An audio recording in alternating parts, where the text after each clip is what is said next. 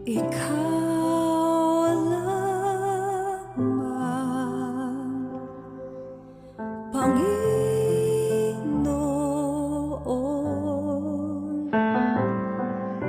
kaagapay,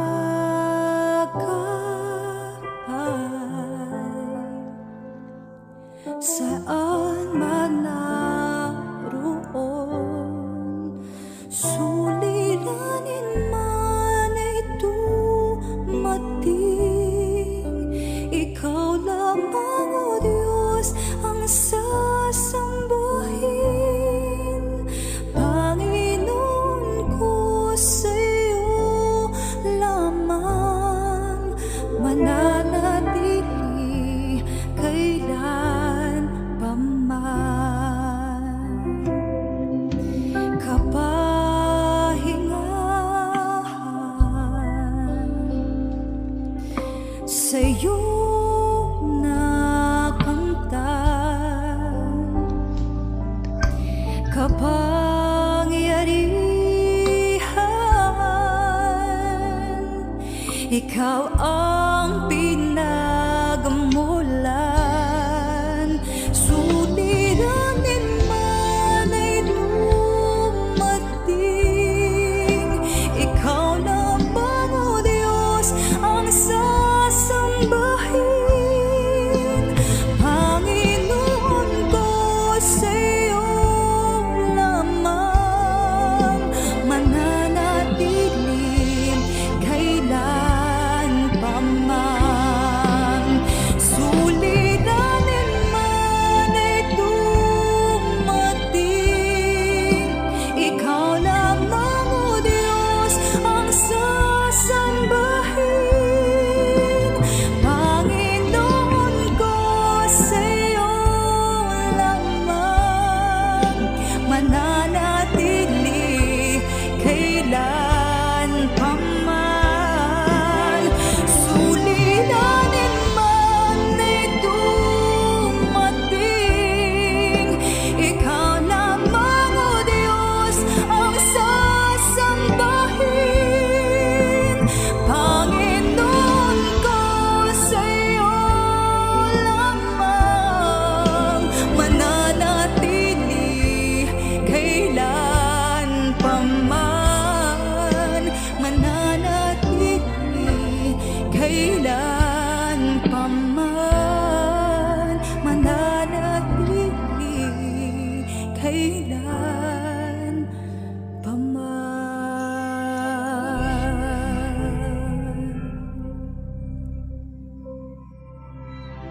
Isang mapagpalang araw po sa inyong lahat, mga magulang namin at mga kapatid. Welcome po kayo dito sa St. Paul United Methodist Church Online Prayer Covenant. Salamat po sa inyong patuloy na pagsubaybay at pakikibahagi din sa ating pagdiriwang sa buwang ito ng ika-125th founding anniversary ng St. Paul United Methodist Church, Tondo, Manila. Tayo po muna ay manalangin. Aming Diyos, samahan po ninyo kami sa maikling panahon ng aming pagbubulay-bulay ng mensahe sa umagang ito upang masalamin din namin ang aming mga sarili, lalong-lalo na sa panahon na kami ay mayroong mga pinagdaraanan sa buhay. Gabayan kami, O Diyos, at kayo po ang mangusap sa amin. Sa pangalan ni Jesus, Amen. Ang mga talata po na ating pagbubulay-bulayan ay matatagpuan sa sulat sa Aklat ni Job sa kabanatang 23, mga talatang 1 hanggang 9, ngunit ilang talata lang po ang ating pagbubulay-bulayan o babasahin sa umagang ito. Sa talatang 3 hanggang 5. Kung alam ko lamang kung saan siya matatagpuan, pupuntahan ko siya sa kanyang kinaroroonan.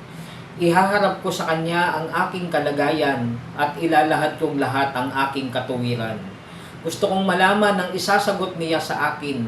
Nais kong maunawaan ang kanyang sasabihin. Alam po natin kung sa Biblia kung mayroon mang tao na dumanas ng sinasabing pagsubok at iyon ay pagsubok na pinahintulot ng Diyos na mangyari sa buhay niya. At iyon nga po ay si Job.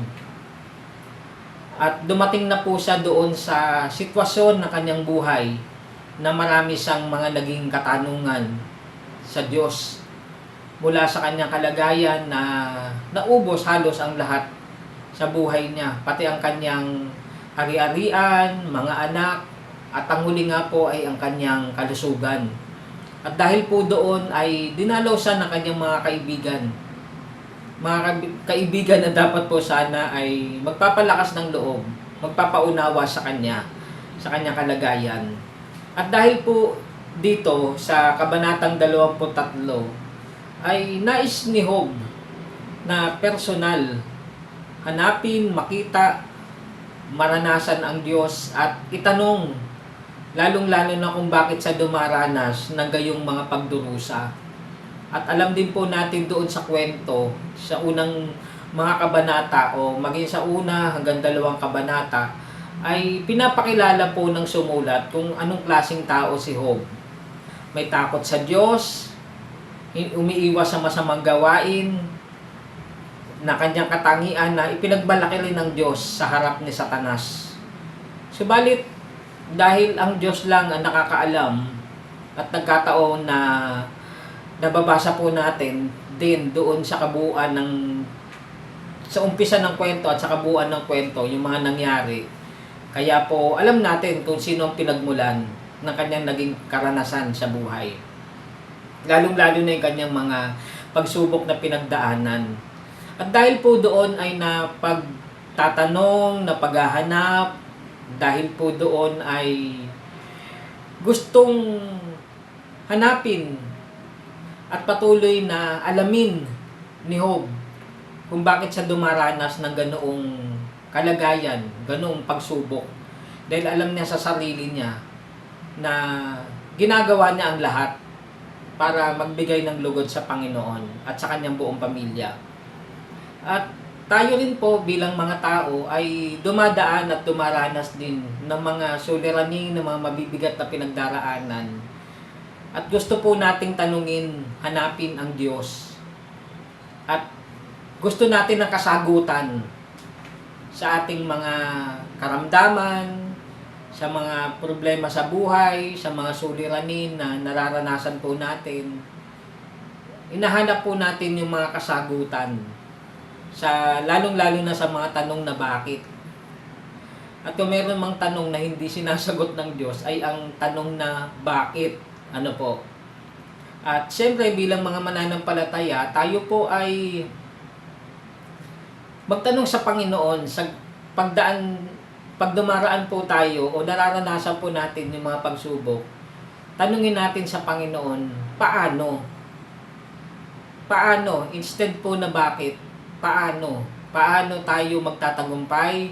Paano tayo patuloy na magtitiwala sa Panginoon sa gitna ng mga nararanasan na mga mabibigat na pinagdaraanan sa buhay?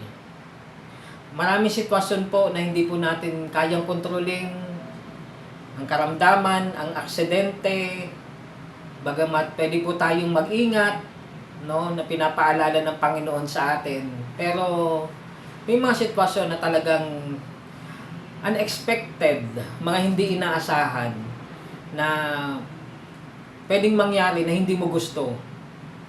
Ngunit tayo bilang mga mananampalataya ay magtanong pa rin. Pwede pa naman po tayong magtanong sa Panginoon ng paano tayo magtatagumpay, paano natin malalagpasan, paano tayong patuloy na magtitiwala sa Panginoon. Kung ikaw man ay mayroong karamdaman, kung ikaw man ay may suliranin sa finances, sa kabuhayan, sa mga relasyon, sa asawa, sa pamilya, kahit ano pa man po yung mga suliranin na yan, magtanong tayo sa Panginoon na kung paano tayo magtatagumpay. Dahil nangako naman ang Diyos ng pagsama na sa atin.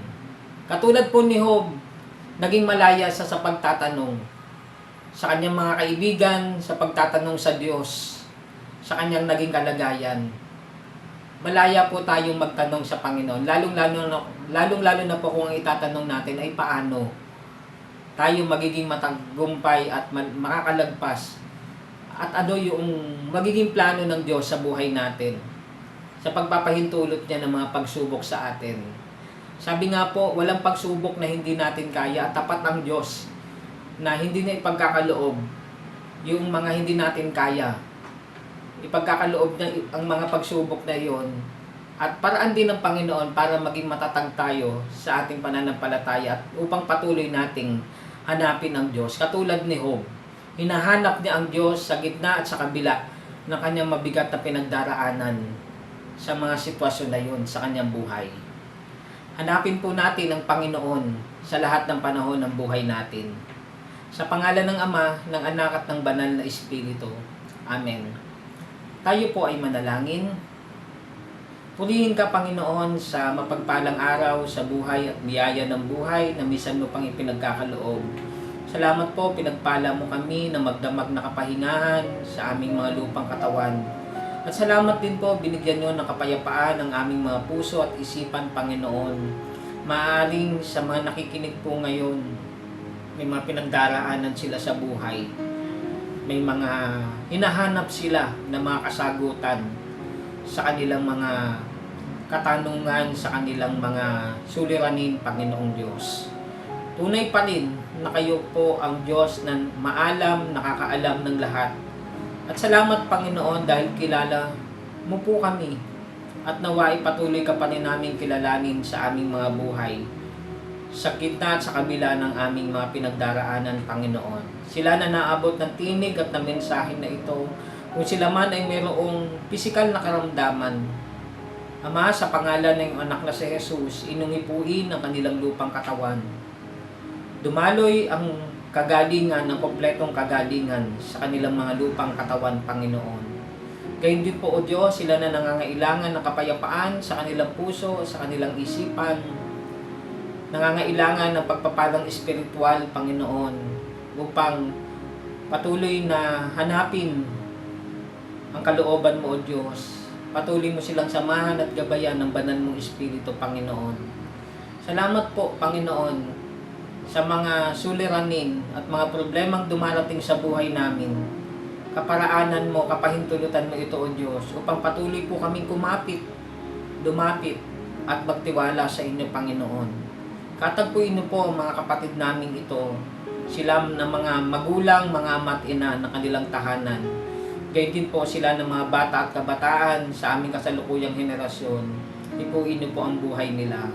Pagpalain niyo po kami minsan pa sa araw na ito. Gabayan kami ng banal mong Espiritu, Panginoon, sa mga gawain at gagawin na naghihintay sa amin. Patuloy naming maranasan ang presensya mo, ang pag-iingat at patuloy na pagkalinga mo, Panginoon. Binabalik po namin sa inyo, O Diyos, ang pinakamataas na papuri, pagsamba at pagpapasalamat. Alang-alang kay Jesus na aming Diyos, ito po ang aming samo at panalangin. Amen at Amen.